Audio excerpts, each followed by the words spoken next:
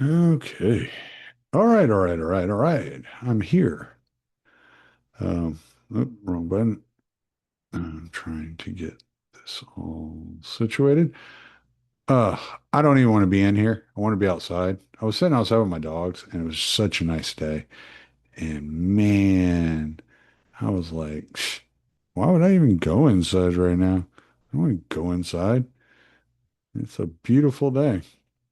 So that's kind of where my mind's at the moment. But, you know, it is what it is.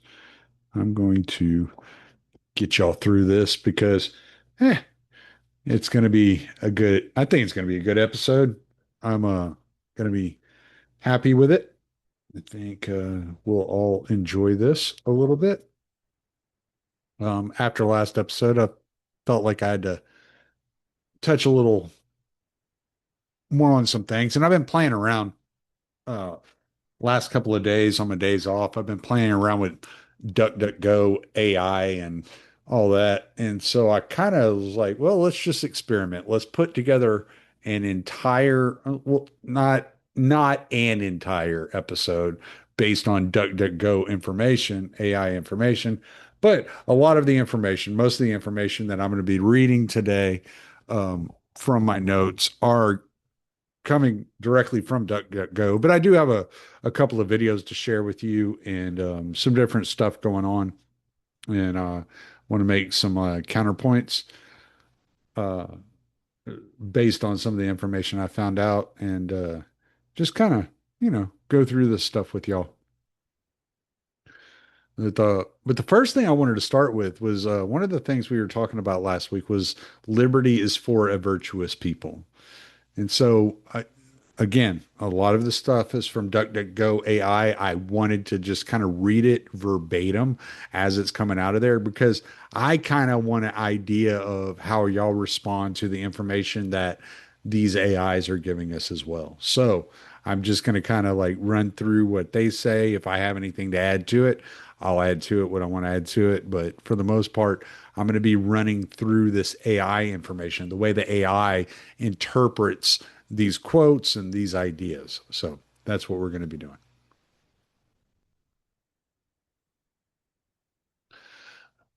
The connection between liberty and virtue, foundational beliefs. The idea that liberty is meant for a virtuous people is deeply rooted in the thoughts of America's founding fathers. They believed that a moral and ethical citizenry is essential for the preservation of freedom. Key figures like Benjamin Franklin and George Washington emphasized that without virtue, a society cannot sustain its liberty. Key quotes: Benjamin Franklin, only a virtuous people are capable of freedom. George Washington, of all the dispositions and habits which led to political prosperity, religion and morality are indispensable supports. Implications for society. Let me see if I can find my damn cursor. There it is. Implications for society. The founders argued, well, shit's not working. There we go. The founders argued that as nations became more corrupt, they required more control and governance, leading to a loss of freedom. They believed that a virtuous populace would actively defend their rights and liberties, while a lack of virtue could lead to tyranny and oppression. Cultivating virtue. To maintain liberty, it is crucial to cultivate virtues such as honesty, integrity, and civic mindedness. This responsibility falls on families, educational institutions, and religious organizations, which play a vital role in instilling these values in future generations. Too bad that too many today believe that our morals and values come from government, because that was never the case. That was never intended to be the case. And as you see here, educational institutions and religious organizations and families are all put on up as the pinnacle of where you learn morals and values. If the educational institutions and the families are at odds, then you're going to have conflict. You can't have both. The families have an instrumental role in shaping the educational institutions. This is why the federal takeover of the education system was a big mistake. The the educational system, the educational institutions, they belong locally to the families and to the religious institutions there locally. They do not belong to the federal government. Your children do not belong to the federal government. That is not how this was supposed to work. In summary, the preservation of liberty is inherently linked to the moral character of the people. A society that prioritizes virtue is better equipped to sustain its freedoms. But what do we have today? As I said in the last episode, is anarcho tyranny. Now, I'm afraid a lot of people are not familiar with the term anarcho tyranny. So I decided, well, what we're going to do in this episode is we are going to define anarcho tyranny for those people that are not familiar with the term anarcho tyranny. If it would quit scrolling so goddamn far every time I move my damn cursor. Okay. Anarcho tyranny is a term coined by Samuel T. Francis in 1992. It describes a governmental condition where the state exerts oppressive power over law abiding citizens while simultaneously failing to enforce laws against criminals. This results in a paradoxical situation where the government is strong in its repression of the innocent but weak in maintaining public safety and order. Key characteristics: oppressive government power. The state actively targets and punishes innocent individuals, often through excessive regulations and legal actions. Failure to enforce law. The government neglects its basic duty to protect citizens from crime, allowing lawlessness to thrive. Criminalization of innocence. Innocent actions may be prosecuted while actual criminals are often left unpunished. Cashless bail would be something you could look at where the actual criminals are just getting released. There was a study, I may have it. No, I didn't. I don't think I included it in here. So there was a study I found that said, I heard Steven Crowder saying that the average murderer is arrested on felonies 11 times before committing murder. Well, I found in DuckDuckGo, DuckDuckGo said 12. And it said this does not um, include drug related offenses. So we're just talking about actual property or personal harm as far as offenses go. And so the average murderer is arrested on sufficient bodily or property crimes 11 times before 11 or 12 times before they ever actually murder anyone. Why are these people being let out on back on the streets? Because the same study showed that if a violent offender spends a significant amount of time in prison, the recidivism rate drops drastically. So if a 20-year-old is out there assaulting people, committing burglary, stealing cars, robbing people at gunpoint, et cetera, et cetera, et cetera, the studies show that if you put him in prison for 15, 20 years, when he gets out, his recidivism rate drastically drops. So why are we letting him out in a couple of days, a couple of weeks, or a month? You have to ask yourself that. You have to ask yourself, do they want the perpetual crime to overwhelm otherwise innocent and peaceful citizens in their cities? Hmm. Oh, here it is. Actually, I did put it in here. I'm sorry. So, research indicates that individuals convicted of murder often have extensive criminal histories prior to their incarceration. Studies show that many murderers have committed multiple crimes before their convictions. For instance, a significant number of state prisoners, including those convicted of violent crimes, have a history of prior offenses. Recidivism rates for violent offenders. Most studies suggest that people convicted of homicides and other violent crimes rarely commit new violent crimes after being released from long term imprisonment. This indicates that while they may have a history of offenses, the likelihood of reoffending with another violent crime, such as murder, is low. Criminal history. Many murderers have committed a median of 12 crimes before imprisonment, excluding drug related offenses. Reoffending rates. Research shows that those released after serving long sentences for violent crimes, including murder, are unlikely to reoffend violently. In summary, while many murderers may have a history of prior offenses, the data suggests that they do not typically commit murder again after release.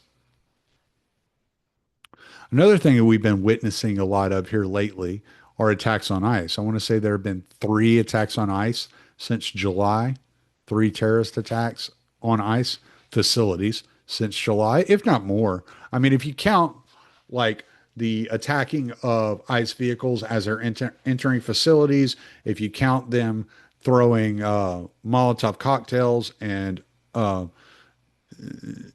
explosive devices at ICE facilities, then the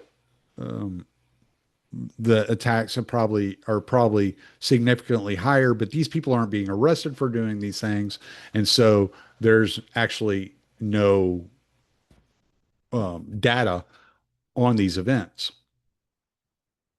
But the Department of Homeland Security reported a staggering increase in assaults against ICE officials, claiming a rise of over 1,000% in recent months. This surge in violence is attributed to heightened tensions surrounding ICE's enforcement actions, including military style raids and deportations. And right there, I wrote 17 arrests in Alvarado incident. I actually believe it was 16. I think they arrested 10 people the first day, and then they were able. Then they about 2 weeks ago, 3 weeks ago, they arrested six more. So I think it's 16 and not 17. But the data here says that in July 2025, an ambush style attack occurred at the Alvarado ICE facility in Alvarado, Texas, where a group of defendants allegedly led by a cult leader shot at police officers, injuring one. This incident is part of a troubling trend of increasing violence against ICE facilities and personnel across the country. Overview of attacks on ICE facilities in Alvarado ICE facility shooting, July 4th, 2025. An ambush style shooting occurred at the Prairieland ICE Detention Center. If I remember right, what they were doing is they had shooters up in the trees, like set up like snipers' nest up in the trees, and they were luring ICE officers out of the facility, and then they were taking shots at them. An Alvarado police officer was shot in the neck, but has since recovered. Defendants, nine individuals allegedly led by a self-professed cult leader named Benjamin Song, were charged. They reportedly planned the attack and brought over 15 rounds of ammunition and first aid kits. Like I said, I believe six more um, people were charged in the actions of that day. The group met for pre-attack planning and communicated using handheld radios. They set off fireworks, damaged vehicles, and fired shots at law enforcement. The most serious charge is attempted murder of a federal officer, which carries a potential sentence of 10 years to life in prison. Other related incidents. There was a Dallas shooting September 24th, 2025. A sniper opened fire on an ICE facility. I believe he was using an 8 millimeter Mauser in engraving anti-ice on the cartridges and trying to be kind of like a copycat of the guy who, excuse me, shot Charlie Kirk. Uh, the shooter died from a self-inflicted gunshot wound. Attacks, increase in attacks. The Department of Homeland Security reported a significant rise in assaults against ICE personnel with 1,000% increase noted in recent months. Experts indicate that political violence has become more normalized with various incidents across the country linked to protests and extremist ideologies. Response: federal officials are increasing security measures at ICE facilities in response to these threats. These incidents highlight a concerning trend of violence directed at immigration enforcement agencies, raising questions about safety and security for both law enforcement and the communities they serve. Um, we all know about the rising number of mass shootings, especially that take place in schools. Last weekend, there were three. One took place at a casino in Texas. One took place at a private club, restaurant, bar on Cape Fear in North Carolina. And one took place at the Mormon church up in Michigan. So we all understand that there's this problem of nihilistic violent extremism, as the FBI has labeled it. It's definitely a problem. These people going out and carrying out these attacks. Um, the more violence that you see take place out on the streets that gets news coverage, the more of these attacks that you begin to see, then more it's becoming normalized, and the more that you're going to see these types of attacks. I had originally um, wanted to search gang culture, thinking of Los Angeles, Arkansas, Chicago as like Little Rock, Arkansas, specifically, Los Angeles, California, and Chicago, Illinois, as prime kind of centers of gang culture. But when I searched it through DuckDuckGo, what popped up for me was gang culture in Chicago. So I figured I would just like read through what it says about this because I found it interesting. It says Chicago has a long and complex history of gang culture with over 100 gangs and approximately 150,000 gang affiliated residents. This city is often regarded as the most gang occupied in the United States. Gang activities have been linked to significant violence, with gangs responsible for a large percentage of homicides. Early development. Gangs in Chicago began forming in the late 1800s, primarily among European immigrant communities. By the early 20th century, gangs were organized along ethnic lines, with Irish, Polish, and Italian groups dominating.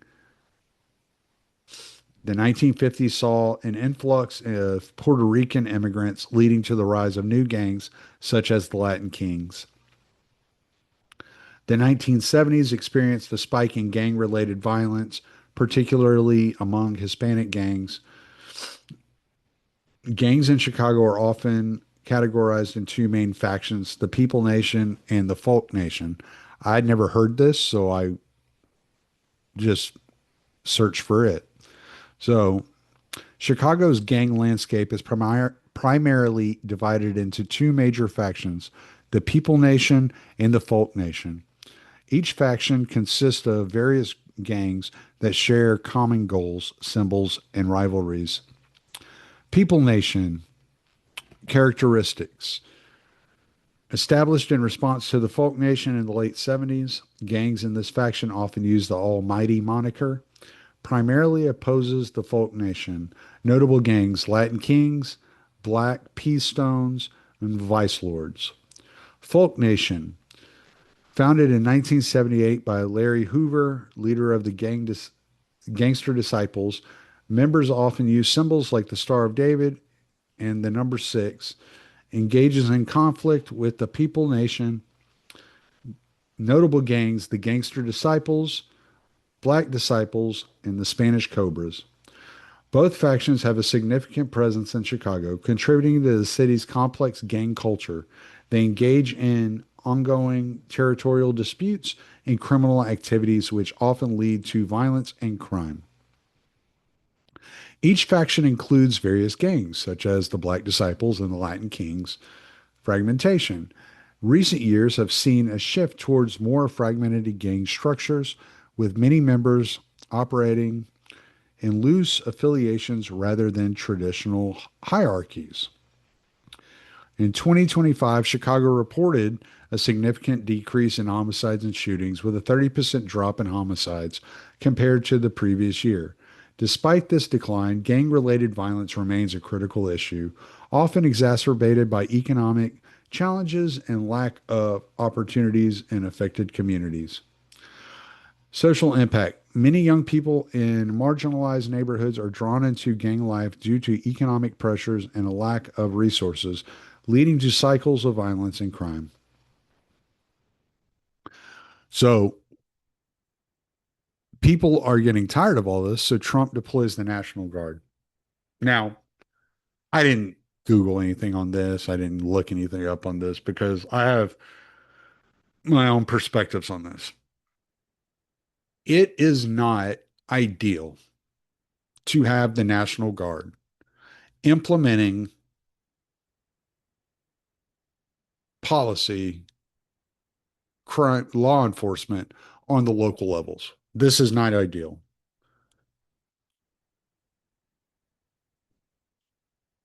But people feel that things are so out of hand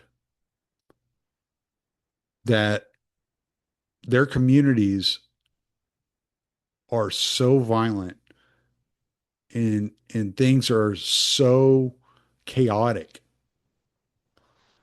that they're willing to welcome in the National Guard to assist with law enforcement capabilities. I don't live in a city. I don't live in a city because I saw the depletion and degradation of city life the longer I lived there. I did not want to be involved in those regions. But most people do live in cities. Or maybe not most people, but lots of people, millions of people live in cities.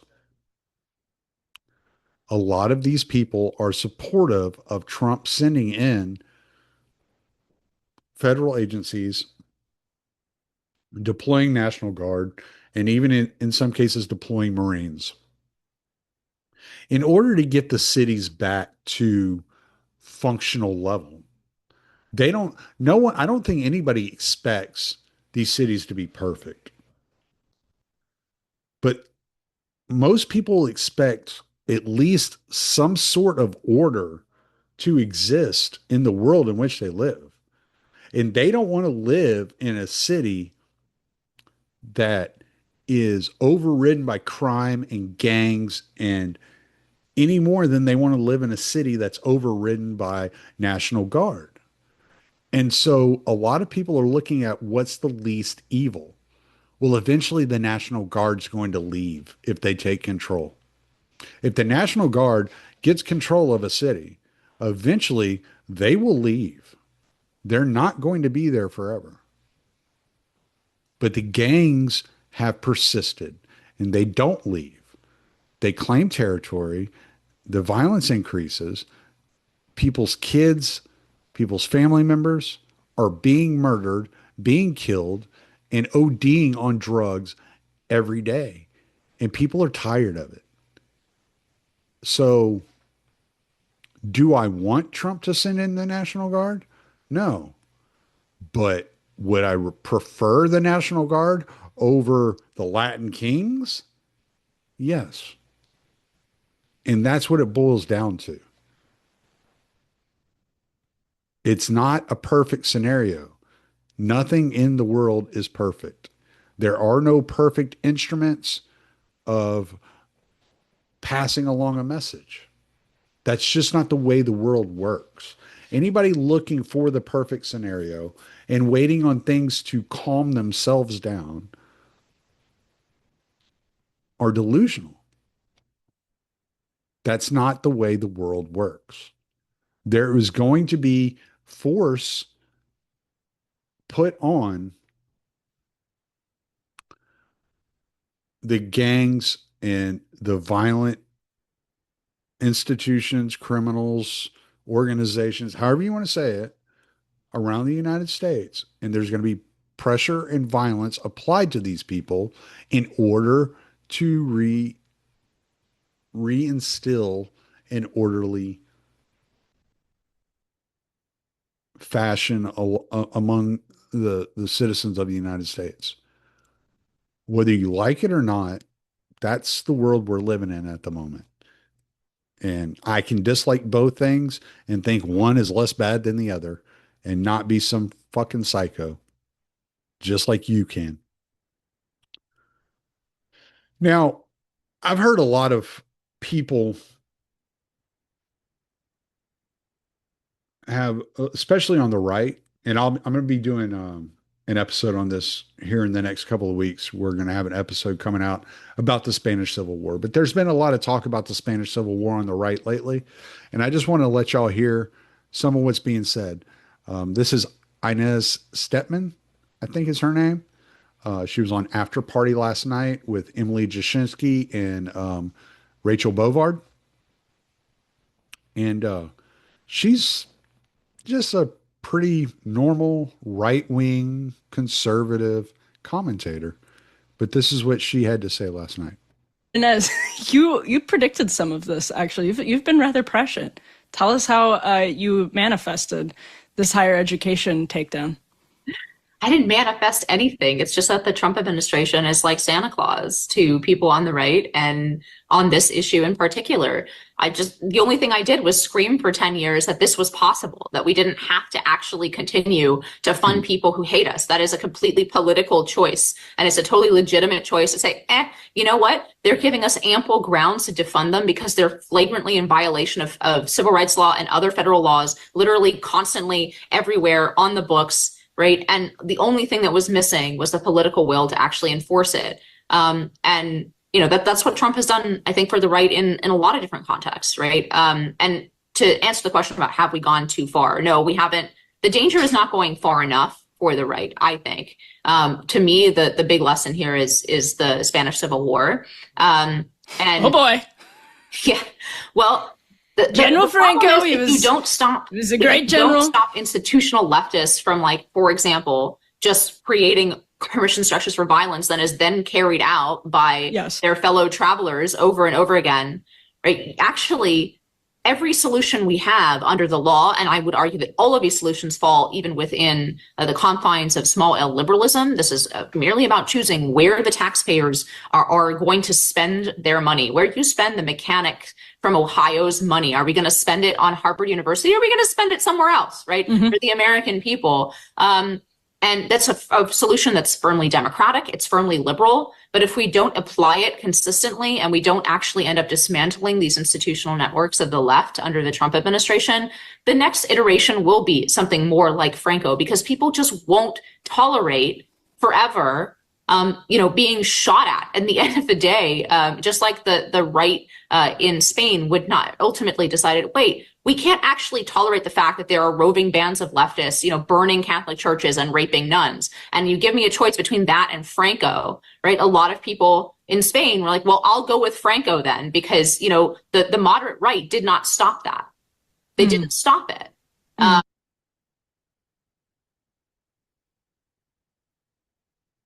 Okay. So the point of that being that you may not like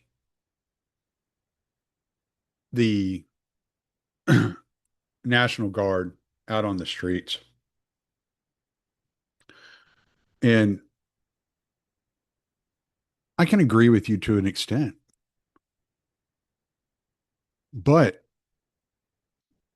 if there's not, if Trump doesn't act and put a stop to the leftist violence, put a stop to the gang violence, put a stop to the mass shootings, put a stop to this nihilistic death cult behavior, you're going to be you'll be begging for the National Guard because what comes next is a lot worse. There have been a lot of people since Charlie Kirk died that said everybody keeps asking where the off ramp was. Charlie Kirk was the off ramp. You're not gonna like the messengers that come after Charlie Kirk.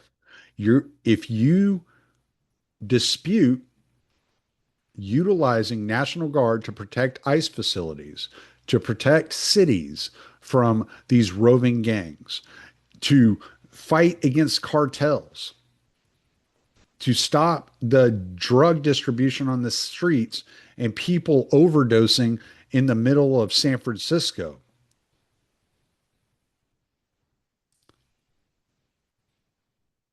You're going to dislike the people that show up to restore order even less. So, where, yeah, the National Guard, it's not ideal, it's not perfect. I'm sure there are going to be mistakes being made, but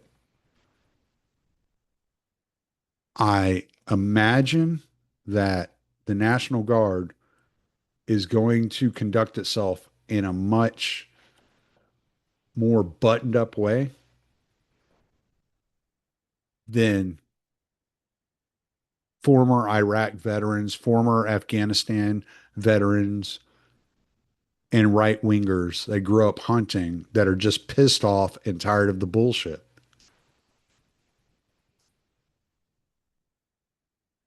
I don't think they're going to be near as nice as the National Guard. So we have to pick our poison here because we're at a watershed moment. We're facing a dilemma here.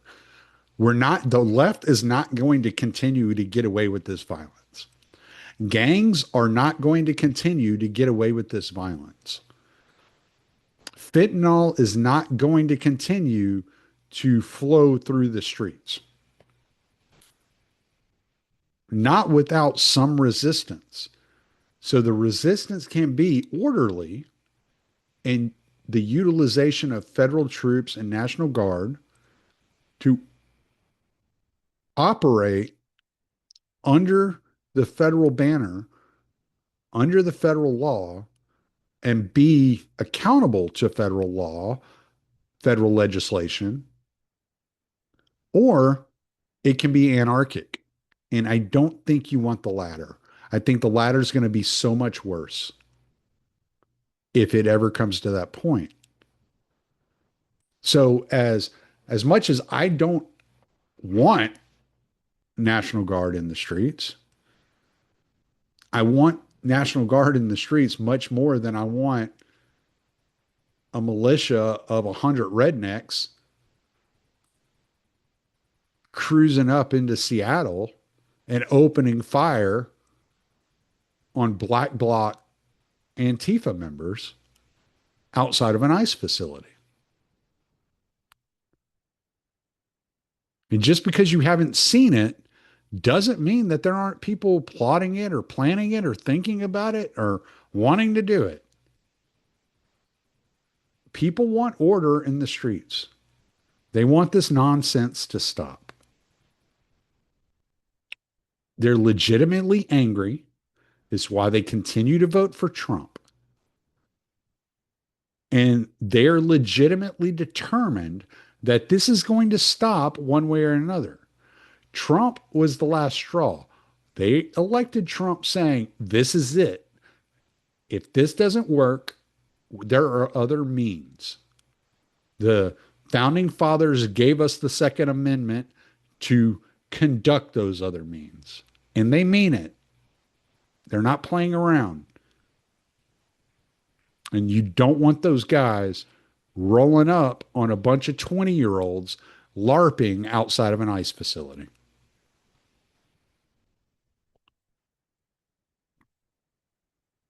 This is another clip that caught my eye, and this is something that we need to keep in mind. How many people were involved in the 17 revolution? We've only got a couple of thousand people. And how big was the country? How big was the country? Millions, 25, 50 million. I mean, this is Russia we're talking about. It was actually over 100 million. How are a couple thousand people able to take It's a great question. I see what you're getting at. People didn't respond because people thought that it would blow over. They would say, oh, this is going too far, and they're being hypocrites, and the people will see it, and the people will eventually throw this off. There was this point, Charlie, where the entire Bolshevik party was in like one building, and you had members of the White Army, which we get into, wouldn't even fire on the building. They were already taking over. They were already slaughtering people, and they say, "Oh no, we don't want to do something that's against our principles. So we're not going to do that." One building could have saved all of Russia, all of the people. No gulags, no Solzhenitsyn, none of it. No Red Terror, etc. How many people were involved in? All right, so that gets to the point of what I was saying a while ago. People are not going to stand for it. We understand history. We've seen this happen before.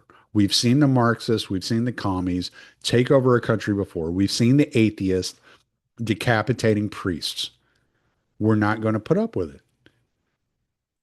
And so either we can accept that Trump is going to use federal power, going to use the National Guard, going to use the military, going to use the FBI, going to use the feds, going to use ICE to restore order in this nation. Or you can expect a Bolshevik revolution met by tremendous redneck force, because rednecks don't like Bolsheviks. That should be on a t-shirt. Rednecks don't like Bolsheviks. Somebody make that for me. As I told y'all last week, Buck Johnson was having Father Peter Hears on his podcast on Tuesday. One of the things they got into was the death penalty. And I thought Father Peter Hears, as usual, handled this in the most Christian way possible. And it's something that we all should listen to and all reflect on. It's been one of the things that's been most on my mind since the podcast on Tuesday. Excuse me. I knew that was coming. So it's been one of the things that have been most on my mind since their podcast on Tuesday. I'm going to play this clip. I've asked Buck to make it a clip. So hopefully in the next couple of days, Buck will make it a clip. He thought that was a great idea. So I'm sure that will be happening very soon. But this is Buck Johnson asking Father Peter Hears about the death penalty. I'm going to expand this up to full screen. And I know you only see it in half of my screen, but at the same time, it'll at least give you a better view. And we'll play right. And then find the answers on their own. They're not going to take them easily from you or me or anyone else. So that's the stance you take. Pray, ask questions, listen, and wait, I think, for people who are very wounded. Oh, I think I need to rewind it just.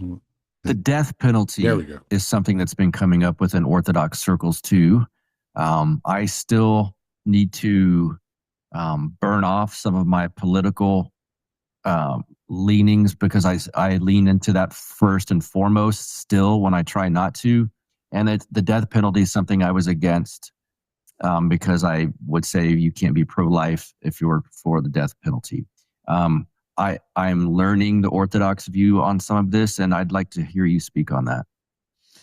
Yeah, so, the royal path for me on this issue is that everything like this is ultimately, from the Orthodox perspective, has to be about salvation. It's not about justice. Certainly there's justice in the world, and God has arranged for that with the governments to bring about justice. And we're not against human justice, but we certainly don't look to human justice above and before divine justice. And St. Paisios of the Holy Mountain, for instance, talks a lot about that in his writings. If anybody wants to get cured of that, and there's a lot of us that need to be cured of that, again, what am I saying? Get cured of that hierarchy being out of whack. We don't have, first and foremost, a search and a desire for human justice. It's not the top of the pinnacle, right? But divine justice, and they're very different things sometimes. And especially when they're referring to myself, right? On a very basic level, on a day-to-day level, the people who are looking for human justice are easily offended. They're jealous many times. They're angry. They're missing the ultimate spiritual benefit and eternal reward for being unjustly treated. They're missing what God is allowing for us and for our salvation many times is to be unjustly treated. That's what the Lord, after all, shows us with his whole life and witness is that he was unjustly treated to the extreme. So and he says, pick up your cross and follow me. So there's something I'm missing if that's at the top of my hierarchy, right? So first and foremost, the royal path here is to care about this issue and all the issues in the prism or in the context of salvation. And so, coming back to it, is it something the church would embrace? In the history of the church, certainly there is capital punishment by the governments that the Orthodox Church has been around, like the Roman Empire or the Russian Empire or whatever it might be. There has been capital punishment throughout the church history, and going back to the Old Testament. In our contemporary society, however, and this is what I think is the royal path, it's very hard to see that it will be meted out in any way justly. In other words, I think there will be innocent people who will die often in our society today, because I don't know about you, but my respect and my trust in the government and its ability to rightly discern and divide truth from falsehood is very, very low because we're in a post-Christian age. And so theoretically you can say yes, but in practice, can you say yes today in America or in Canada or in the Western world? I think a lot of innocent people will die if we push hard for the death penalty. So is that really beneficial for the salvation of those? And can we have other punishments which are more salvific? I mean, if you go to the older ancient world, quote unquote, ancient world 1,000 years ago, there were all kinds of punishments which were not death. They were gruesome. They were brutal, poking out of eyes or any kind of other things, but they weren't. They had a different perception, and they believed in eternal life, and they believed in the need for repentance. And a lot of the things they did were to bring about repentance. Now, that's not the paradigm today at all. So you can't just say, oh, they did it in 1100 in Byzantium or in the Roman Empire. Therefore, no, that's very undiscerning, I think. So that's what I think the royal path is today, is to not really support it, and I'm not really for it today. I was witness to here in Arizona, the famous case of the Father Anthony, became Anthony, a monk, and he was executed, although many people, including very, very respected people in my life, did not think he was guilty. And yet he was executed. Now, that might have been, again, allowed for his salvation, but we can't wish that on people, right? We can't say this is a good thing and we need to legislate it and we need to make sure it happens.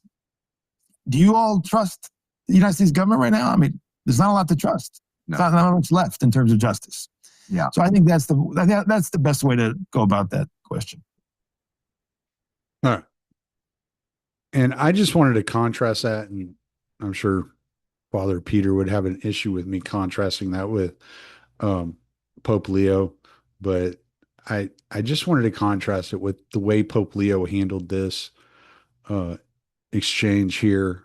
He didn't get deep on his beliefs of the death penalty, but I thought it's a significant contrast. It's a significant difference between the Orthodox priest and how thoughtful Father Peter was in walking through that, and how Pope Leo answers this question when he's being asked about a Democrat senator getting an award from a cardinal in Chicago, even though this Democrat senator is proactively promoting abortions. someone who says I'm against abortion but says I'm in favor of the death penalty is not really pro-life. So someone who says that I'm against abortion but I'm in agreement with the inhuman treatment of immigrants who are in the United States, I don't know if that's pro-life. So they're very complex issues. I don't know if anyone has all the truth on them, but I would ask first and foremost that there be greater respect for one another and that we search together both as human beings, in that case as American citizens or citizens of the state of Illinois, as well as Catholics, to say we need to really look closely at all of these ethical issues and to find the way forward as church. The church teaching on each one of those issues is very clear. And like I said, I just thought that contrast was extremely telling. And I have a little bit here that I wrote about what Father Peter said, and I think we're going to leave it. We're gonna end the podcast after this. To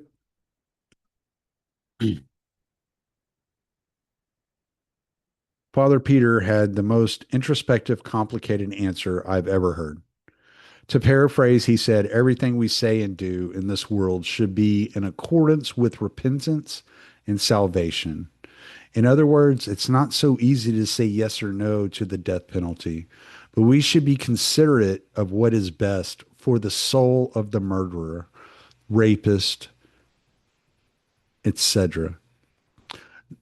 And I would add, this includes the souls of the citizenry, those cheering for the death penalty, those against the death penalty. We have to take into consideration what's best for the repentance and salvation of all of us, of everyone, of the entire nation.